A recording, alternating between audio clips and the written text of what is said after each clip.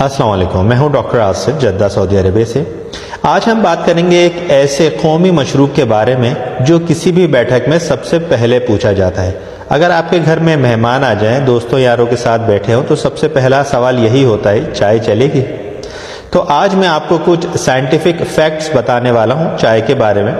इससे कतई नज़र कि आप चाय के बारे में क्या राय रखते हैं या पब्लिक चाय के बारे में क्या बात करती है, मेरा काम है मैं आपको उसके साइंटिफिक फैक्ट बता सकूं। डॉक्टर का काम होता है रास्ता बताना, अमल करना या ना करना वो आवाम का काम है।